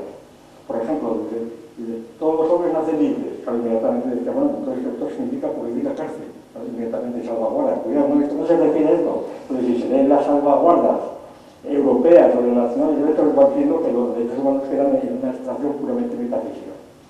Bien, pero la distinción fundamental sería esta entonces. La distinción que utilizamos es la ética es todo conjunto de normas que va orientada precisamente a la fortaleza de los individuos. Y la moral a la fortaleza del grupo. Y aquí se deduce, entre otras cosas, precisamente la siguiente, que la profesión ética por excelencia es la medicina, al margen de la intención de cada cual. Es decir, que hay profesiones que no son éticas, por naturaleza. Y decir, no, es que el médico debe orar éticamente. No, es que por ser médico ya es ético. ¿Por qué? Si él se orienta hacia la salud del individuo. Claro, porque la medicina orienta al individuo, necesariamente, como la alimentación. Es decir, lo de la medicina social es otra ampliación del concepto que es medicina administrativa. La medicina el médico atiende al sujeto enfermo, claro, para transformarlo en sano. En cambio, al revés, no transforma de sano al enfermo, claro, ni menos a la muerte. Está prohibido por Hipócrates, sí, y por los colegios médicos, ¿verdad? El médico no puede transformar a un sano en enfermo. Y en cambio un biólogo sí. Un biólogo puede hacerlo y debe hacerlo y lo hace además. De ahí la diferencia enorme entre biología y medicina, claro, que están tan confundidos también. Es decir, la perspectiva del biólogo en mi juicio es también distinta de la del médico, ¿no? Porque el biólogo, por ejemplo, el biólogo evolucionista, pues contempla a cada organismo como una especie de fenotipo de un proceso evolutivo que puede sufrir mutaciones y por consiguiente si aparece un individuo bicípite, un siamés, pues es una hermosura, ¿verdad? Porque la naturaleza ha producido biodiversidad, ¿verdad? Cuando sale un siamés hay más biodiversidad que cuando no nace un siamés, ¿verdad? Pero entonces, esta biodiversidad, el médico inmediatamente pues tratará de corregirla y no cortarlo. Un individuo nace con 6 dedos, pues inmediatamente tratarán de reducirlos. En cambio, en lugar de valorar la biodiversidad, que haya hombres con 5 dedos y con 6 dedos. Entonces, ¿de qué se habla cuando se habla de biodiversidad? Eso que lo respondan los biólogos, ¿verdad? Bien. Pero también es un modo también de decir que la gente estamos hablando y hablando sin saber lo que decimos y de un modo totalmente incoherente y todo así. Bueno, entonces, a lo que voy. La medicina, claro, la medicina supone que el hombre es perfecto tal como está. Esto será un mito, pero ese es el principio de la medicina. Y el temor de mejorar el hombre, ¿no? Es decir, si tomamos como canon humano, pues el canon de Policleto, por decir alguno, ¿verdad? En la tradición de Hipócrates. Entonces, a ningún médico se le ocurrirá mejorar al hombre, pues dándole un cuarto brazo, un cuarto brazo, ¿no? Cuidado, no sé, o dándole más dedos, no, por favor, dejen usted. O bien los métodos de eugenesia, de cualquier tipo que sea, la biotecnología, este debate que hay en la tan potente, ¿verdad? Hasta qué punto es legítimo aplicar la biotecnología a la mejora de la raza, un poco volver con las nuevas tecnologías, pues a la eugenesia clásica, ¿verdad? Desde los griegos hasta los alemanes o los ingleses en la época de Galton. Bien, total, que esta idea de la medicina como algo considerado que como ya perfecto, trata de reformar las enfermedades o desviaciones de este hombre para volver a restituir a un canon que más o menos se define, a proporciones ideales. Esto no es el canon del biólogo. El biólogo, muchas veces hemos puesto como ejemplo, el biólogo dice, qué hermoso tumor, ¿verdad? Qué tumor más bonito, es decir, cuando cumple perfectamente su grado de taxonomía. Claro, el médico no puede decir que hermoso tumor, tiene que decir que tumor maligno, le llamará maligno, ¿verdad? Y tratará de extirparlo. La que tuve la perspectiva es también diferente. Lo que ocurre es que como el desarrollo tecnológico ha hecho que la biología se infiltre enteramente en la medicina, puesto que es fundamental, pues que haya laboratorios de biología en las propias facultades de medicina, en los laboratorios o en los quirófanos, etc. Entonces quiere decir que ahí la confusión de tecnologías es total, y el biólogo y el médico y le gusta lo mismo. Yo recuerdo, he escrito algo sobre esto, hablando de Feijó precisamente y hablando de Marañón. Resulta que cuando Marañón escribía, pues no había facultad de biología, había facultad de medicina. Y entonces a Marañón le gustaba mucho llamarse biólogo, o sociólogo, ¿verdad? Como Ortega se llamaba sociólogo. Como entonces no había facultad de sociología, pues Ortega no era sociólogo. Hoy día sería un intruso, porque diría usted dónde estudió sociología, ¿verdad? Pues Marañón es lo mismo. Y entonces Marañón tiene, por ejemplo, un libro que se llama Enrique IV de Castilla, un estudio biológico. A mí siempre me llamó la atención, digo, ¿por qué llama esto biológico este hombre, verdad? Es una especie de historia clínica de Enrique IV, además muy bonito, pero ¿por qué llama biológico? Y luego, ideas biológicas del padre Feijó. Ideas biológicas, son las ideas que sobre la medicina. Es decir, allí Marañón está utilizando la palabra biología como sinónimo de medicina y concediéndole una dignidad casi superior. La medicina es algo más bien pragmático, ¿verdad? Mientras que la biología es más profunda. Marañón estaba completamente en la luna en este punto, ¿verdad? No era idea, no sabía lo que estaba diciendo. Bien, entonces, para ir terminando, la idea de la moral, de la moral grupal, diríamos, y de la ética, y de la medicina, etcétera, y de la biología, y todo esto, pues experimenta una verdadera revolución con la aparición, ya ayer, como dijéramos, concretamente en 1971, la obra de Popper, la bioética, la famosa bioética. La bioética es uno de los fenómenos más sorprendentes que yo creo que se pueden encontrar hoy día. El año 71 publica un oncólogo, Potter, americano, publica una obra que se llama Bioética, un puente hacia el futuro. La palabra se inventa él. Entonces la pregunta es, bueno, ¿y qué quería decir Potter? Que tuvo, por cierto, estuvo en Asturias, estuvo hace, escuché en el Congreso, estuvo en Gijón. Pues murió el año siguiente, creo. Pues la bioética es una palabra que se inventó él. Yo estoy casi seguro que no sabía lo que había hecho. No sabía lo que era la bioética, ni que podía saber, tenía tal confusión en la cabeza. Pero lo cual no quiere decir nada, quiere decir que gracias a la confusión aquello prosperó, ¿verdad? Lo sorprendente es que la bioética, en el año 71, al poco tiempo empiezan a pulular, pues, por supuesto, libros de bioética, bibliografía, conferencias, centros de bioética. Se crean comités de bioética en los hospitales y en otros sitios. Se crean consejos de bioética, cátedras de bioética, facultades de bioética. Se llega a decir, bueno, la bibliografía, no sé, hay encuestas, hay algo así como 400.000 títulos, libros y artículos. Ha sido uno de los crecimientos inflacionarios más rápidos, más sorprendentes. Y que antes pensaban en que es toda la bioética. La bioética. ¿Qué es esto? ¿De qué hablan estos señores? Pues, díganme ustedes, ¿no? Yo soy del comité de bioética, en realidad, y vengo del comité de bioética y le digo esto, bueno, ¿de qué trata la bioética? Bueno, yo no quiero decir que no tenga contenido, todo lo contrario. Lo que quiero decir es que la bioética es uno de los fenómenos más curiosos dentro de la literatura y de la práctica.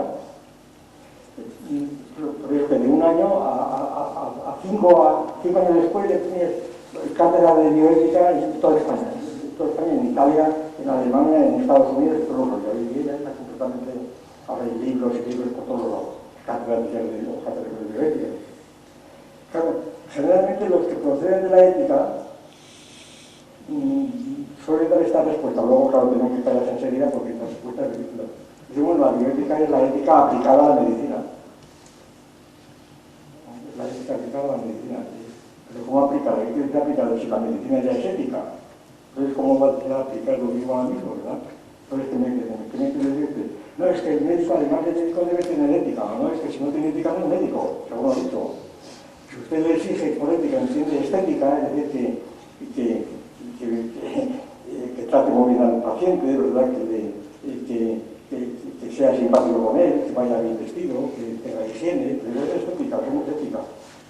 De manera que entonces, ¿qué quiere decir que aplica a la medicina? ¿Qué es lo que aplica él? Yo estoy insistiendo en esto porque es una de las formas más corrientes y más vacuas, más vacías. Es la ética aplicada a la medicina, pero ¿qué es lo que aplica, señor mío? Dígame usted, piense un poquitín. No dice nada, no dice absolutamente nada, más que palabras. Y entonces, la cuestión sería, pues que la bioética hay que explicarlo bien. Esto es larguísimo explicar, por lo tanto no puedo extenderme, voy a decirlo en nada, voy a decirlo en dos párrafos para presentar tal como veo el asunto. Yo creo que la bioética, lo que llamamos bioética, lo que este Potter entendió por bioética, Potter yo creo que lo que vio fue una situación nueva, efectivamente una situación nueva que estaba a la vista de todos, que estaba fuera de la vista de todos, situación nueva, y que él, con una problemática nueva que le dio nombre de bioética. Yo creo que ocurrió ahora, ¿por qué se le ocurrió eso? Pues yo creo que por la palabra bios, que tenía mucho prestigio, por la biosfera, ¿verdad? La biosfera, la idea de biosfera pues había sido puesta en circulación en el siglo XIX, ¿verdad? Sí, pero luego, para ya la puso en circulación, la biosfera. Después, lo de bio pues tenía un gran prestigio, era la unidad de la vida, Claro, esta unidad de la vida, además, sobre todo la vida humana, pero la vida en general, había experimentado un progreso increíble en el año, cuando Potter había unos 4.000 millones de hombres en la Tierra, ahora somos cerca de 7.000 millones. Es decir, un crecimiento totalmente desbocado de la demografía humana. Lo mismo pasaba con los animales, somos como plagas. La propia la propia etología y la ecología había descubierto las cadenas tróficas de animales, había mostrado la unidad de las diferentes partes de la biosfera y por consiguiente la unidad de la vida. Estaba mostrando que la vida humana, de la que está la medicina clásica de Hipócrates o Galeno, pues que es una partícula insignificante dentro de la biosfera y por consiguiente que los problemas de la vida tenían que tratarse, pues eso, bioética, era bioética. Y seguramente dando a la ética el sentido más vago que hemos introducido, la ética como el bien, como el modo de estar haciendo. Ante esta explosión de vida y ante el conocimiento de las nuevas tecnologías, esto es yo creo fundamental, porque está presente en la obra de Popper, las nuevas tecnologías que son la primera vez que podemos tomar conciencia de los hombres de que tenemos algo que hacer o podemos hacer algo muy importante en la vida, de que no simplemente unos vivientes entre otros defendernos, ¿verdad?, atacar, sino que podemos controlar la natalidad, que podemos controlar especies enteras, ¿verdad?, podemos vigilarlas, podemos crear otras nuevas, en fin, los avances tecnológicos de la biología, en una palabra, de la biología, no de la medicina. Es decir, el desarrollo impresionante de la biología, tecnológico sobre todo, pues naturalmente, yo creo que Popper se dio cuenta de ese ruto.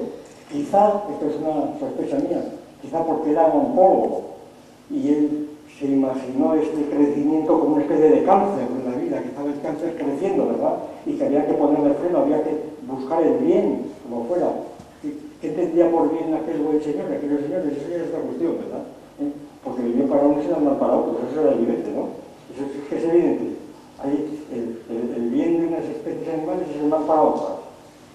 Y claro, porque el amor a los animales, el cuidado a los animales, cuando llegamos a la gripe A o a cualquier virus o a que sea, ¿verdad? Pues entonces, o al SIDA, entonces nos dejamos de historia, ¿verdad? Y allí si son seres vivientes, pues como sea, ¿verdad? Y si son virus, lo mismo, ¿verdad? Allí la única forma de aplicar la fortaleza y la firmeza es matar al enemigo, no hay otra solución. Y no caben historias, salvo que hagamos como los jainistas en la India, en esa secta de varios millones, que naturalmente son vegetarianos, aún así no debían comer porque también matan a la vida, pero en fin, no tienen más remedio que comer alguna manzana, alguna cosa que otra, alguna lechuga, ¿no? Entonces van siempre con dedos para no matar a los mosquitos que no comen animales. Claro que esta gente, que supongo que los científicos tendrían denominaciones ya para diagnosticarlos, porque en nuestro país abundan cada vez más, ¿verdad? Los frugívoros, que se llaman unas setas que hay por Jaén. Bueno, total que esta idea, yo creo que esta es lo que dio a Popper la idea de la bioética. El ver, por una parte, que la vida era una unidad mucho más amplia de lo que parecía, que además estaba en crecimiento impresionante y que al mismo tiempo los hombres podían controlar, podían hacer algo. ¿Y esto qué podían hacer? ¿En qué dirección? Pues hacia lo mejor. Y esto pues la ética, por bioética. Ahora después de decir este concepto de bioética, el concepto es como para agarrarse. Claro, porque lo que se quiere decir con bioética, pues es muy, pues tampoco es malo, yo no lo sé, pero no sé qué puede decir. Lo que sí puedo decir es lo siguiente, que la bioética, casi inmediatamente, y eso se entiende muy bien por la exposición que he hecho, que inmediatamente la bioética fue aceptada, diríamos, prácticamente por todos los que estaban pues, muy cerca de un hospital o de un laboratorio o lo que fuera. Inmediatamente tenían que hablar unos con otros. Y al hablar unos con otros, pues empezaban las diferencias. Y estas diferencias determinaban mediante tener que ponerlas por escrito o organizar congresos, mantener tesis, se forman escuelas de bioética y entonces la bioética empieza a haber diferentes escuelas de bioética que son las que existen, la bioética cristiana, la bioética musulmana, la bioética laica, la bioética racionalista, la bioética materialista, así se llaman. Y entonces se saca la impresión de que la bioética es una especie de disciplina, la disciplina del siglo XXI, se llama, será la disciplina más importante del siglo XXI, es la disciplina que engloba todas las demás, y se sugiere que la bioética sea una disciplina, pues como pudiera ser la termodinámica, le dan una serie de principios, y además como se dan principios continuamente, se dan principios, y entonces estos principios, pues eso el informe Verbo, por ejemplo, ha llegado a los principios de la bioética, pero otros dan otros principios diferentes. Por de pronto, la cuestión central, si la bioética es antrópica o anantrópica, esa cuestión es fundamental. Eso prefieren no plantearlo al principio, porque ahí tiene la primera distinción. La bioética antrópica es la bioética que sostiene que el punto de vista de la bioética es la vida humana. La vida humana, exclusivamente. La bioética es la vida humana y a las otras vidas en la medida en que pueden servir para la vida humana, pero no por ellas mismas. Mientras que la bioética anantrópica es la que defiende que la vida es valiosa por sí misma, la vida en general, ¿verdad? La vida en general es valiosa y por tanto que hay que darse cuenta que tenemos que adorar la vida, por así decir, que es un poco el punto de vista de los ecologistas, de muchos ecologistas, ¿verdad? La vida hay que mantenerla como sea, no se puede matar a un animal de ninguna manera, hay que mantenerlo como fuera, a una especie, la biodiversidad, es decir, la vida es sagrada por sí misma, es la misma, hay que mantenerla como sea. Claro, y entonces la vida humana está dentro de la cadena de la vida. Estas dos posiciones son totalmente contradictorias, o escoges una o escoges la otra. No se dice que la bioética antrópica predice la matanza sistemática de todo lo que no es vida humana. Eso no lo dice nadie, eso lo dijeron algunos. Por ejemplo, lo dijo Krause, nada menos. Lo dijo Krause, que dijo, y Krause fue uno de los que introdujeron la ecología y el amor a la naturaleza, pero dijo Krause sí, pero la naturaleza es muy bella, pero tiene cosas muy feas. Por ejemplo, las arañas, las cucarachas, los leones, los tigres, eso hay que liquidarlos para purificar una naturaleza por el espíritu. De manera que esto es difícil, no coger un ecologista hoy a Krause, ¿no? Ya los ecologistas. Bueno, pues entonces, la idea es que lo que llamamos bioética, pues que no sabemos lo que es, sencillamente. Que se ha ido construyendo en forma de una doctrina axiomática, con principios, conclusiones, etc., que se da la impresión es que como dice la bioética, pero ¿qué bioética dice eso? La bioética, ¿qué bioética? ¿De qué escuela? Porque no hay bioética, hay muchas bioéticas, que además no se ponen de acuerdo entre sí. Entonces la bioética no existe como tal disciplina, en absoluto existe. No hay una teoría bioética general, ni puede haberla. Y entonces lo que llamamos bioética se va transformando paulatinamente en una especie de código jurídico, quizá debido a la propia estructura como se van elaborando sus conclusiones, que son esos congresos, informes, ¿verdad? Comisiones. Ahora tenemos la comisión de expertos de bioética hoy ha salido en la prensa, con respecto a la ley del aborto, del proceso del aborto. El Ministerio de Igualdad nombra una comisión de expertos en bioética que discutéis entre ellos. Pues es decir, es una cosa bastante cómica. Entonces, estos señores acuerdan, ha salido en el periódico hoy, que me ha asombrado, acuerdan, grandes expertos, ¿verdad?, con el voto en contra de Don Vela, ¿sabes?, que seguramente de los más científicos que hay ahí, y que es antiabortista, ¿no? Pero el resto de los expertos que fueron elegidos ad hoc para ello, pues resulta que dicen que sí, que dictaminan que el feto de 13 o 14 semanas, que es un ser humano, con lo cual naturalmente responden a la teoría de la ministra de Igualdad, que todos lo vimos, yo lo vi directamente cuando les preguntaban en la SER. Pero bueno, entonces, ¿usted cree que el feto de 12 o 13 semanas es un ser humano? No, es un ser vivo, pero no es un ser humano.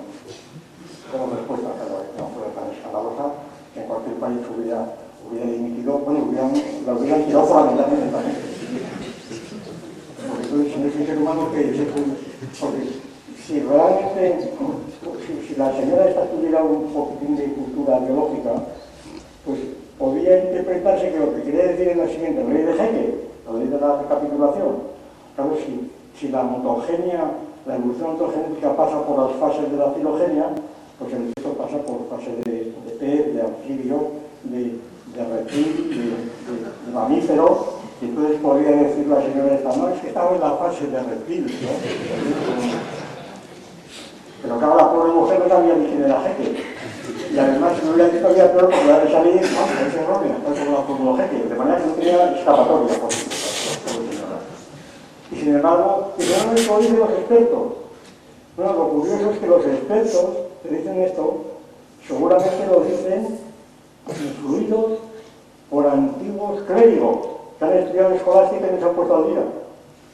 De antiguos clérigos, entre ellos, sospecho, el propio rector de Madrid, un señor mío, ¿verdad?, que fue un famoso fraile en su juventud, bueno, y escribió muchos libros sobre este asunto.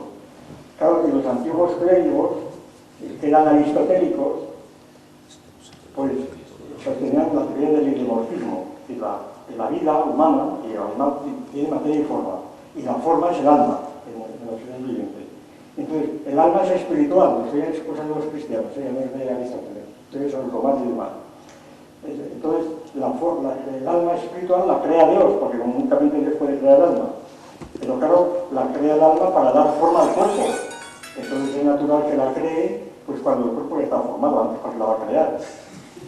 Y entonces, claro, como no lo conocían en el microscopio, pues que sea un embrión de unas semanas, pues es una masita que pesa ahí unos gramos, que se disuelve en agua, pues nada, es amorfa, es una amorfa, claro, amorfa porque no tiene un microscopio para eso. Y entonces, cuando empieza ya a ojo buen cubero, a ver que hay algo como cabeza, tal, entonces es a los 40 días, que decía Aristóteles. Entonces ahí el alma se une al cuerpo. Entonces, consecuencias prácticas, pues que se puede abortar hasta los 40 días y después ya no. Entonces, esto es una idea realmente teológica, una idea teológica que seguramente es la que está funcionando en estos expertos, porque dicen, en el comité de expertos de hoy, dice lo siguiente, lo tiene en la prensa, que a mí me ha sorprendido, me he quedado asombrado. Dice, esta comisión considera totalmente legítimo la ley del aborto, el impuesto del aborto, a partir de la 12 semana de la formación del embrión y de la 14 de la concepción. Luego hay que decir que siguen tomando la idea del embrión y de la diferencia entre germen, embrión, feto, etc. Están siendo escolásticos sin saberlo, escolásticos pero de lo más, esta es la realidad. Entonces, esta es la comisión de expertos con la cual después se hace una ley, se vota en unas cortes, donde los diputados ni saben lo que es la espómero, ni la gas plural, ni no saben nada, ¿verdad? Pero como dicen los expertos lo que han dicho, los expertos lo dicen pues porque también tienen unas ideas muy oscuras, y entonces votan la ley, y como los diputados que son analfabetos, pues dicen que son representantes del pueblo, entonces el pueblo ha elegido la ley, y la ley esta es democrática, es una ley democrática. Eso es lo que pasa.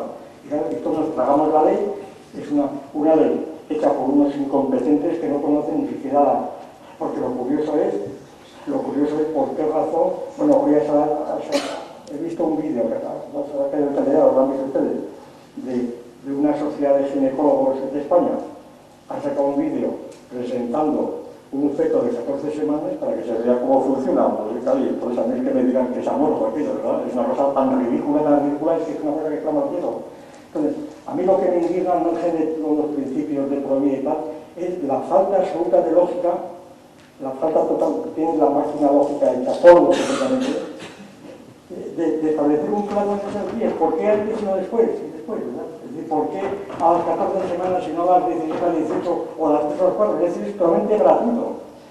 El no darse cuenta de que este plazo es totalmente externo, gratuito, artificioso, ficticio, y que está simplemente pensado, siguiendo una tradición, y además, pero pensado sobre todo para lograr que 1 millón de niñas de 16 años, que luego tendrán 18 en 3 años, les voten. Es eso, el cálculo aquí lo he hecho así, solamente si lo que es animal racional, solamente se explica así. Es una explicación, ¿no? Ellos han razonado, han dicho, bueno, si aquí decimos que las niñas de 16 años pueden abortar, dentro de estas niñas tienen pues votan dentro de 2 años, pues tenemos 1 millón de votos más, algunos. Y entonces es un principio racional, pero que no tiene nada que ver con el estándar. Bueno, total. Entonces la bioética, pues yo no digo que no tenga fundamento, pero que no es ética precisamente. Voy a poner un ejemplo rápido para acabar. Por ejemplo, un caso frecuente en los hospitales, que es la formación de las listas de distribución de las listas de espera.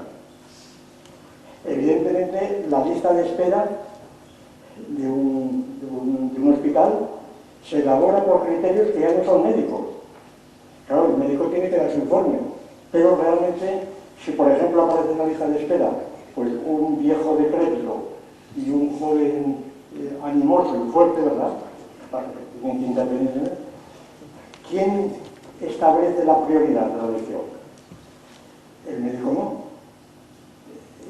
Eso tiene que establecerlo pues un político, un sociólogo. De hecho, utilizan y recurren a la teoría de la justicia de Rawls, nada menos.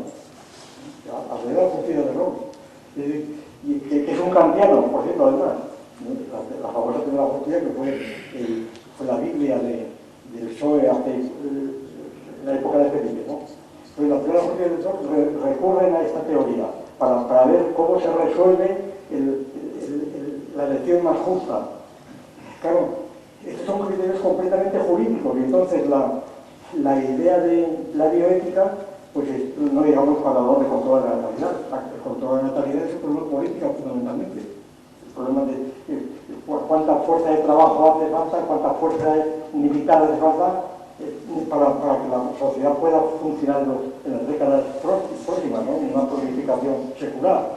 Entonces, esta planificación ya no es médica, es política. Y sin embargo es bioética, claro, es bioética.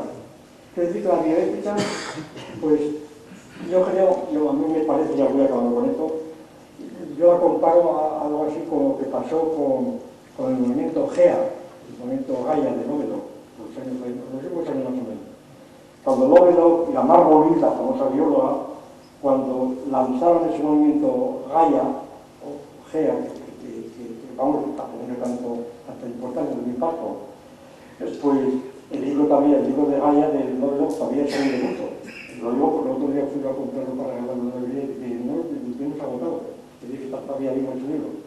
Pues entonces el libro del movimiento Gaia pues suponía que la Tierra es una especie de organismo animal y que por consiguiente la idea de Dios era aplicada a la Tierra, ¿no? La Tierra es un organismo y por tanto hay que mantener ese organismo en funcionamiento. Y ahí lo del cambio climático, el efecto oscurecimiento, todas esas historias, ¿no?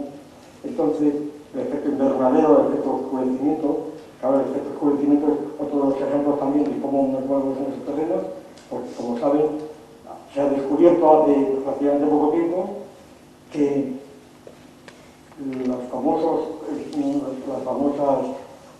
pues, decisiones de Kioto pues que hubieran sido catastróficas si hubieran aplicado. Porque además del efecto invernadero, el efecto invernadero está compensado por el efecto oscurecimiento, y es que cada vez se recibe menos luz, la evaporación es menor y la Tierra se enfría, y si no fuera porque el efecto invernadero caliente estaríamos congelados a nosotros, ¿no? Entonces, con estas decisiones tan parciales, tan frágiles, se organizan teorías inmediatamente que toman decisiones prácticas. La bioética es una de estas. Y entonces la bioética yo creo que tiene mucho de movimiento GEA, que incorpora problemas reales, pero que no están coordinados y que cada uno resuelve como Dios se dé a entender. Yo confío en que como ustedes tienen buen juicio, por su propio proceso, pues no les hace falta ni la bioética, ni la ética, ni la moral.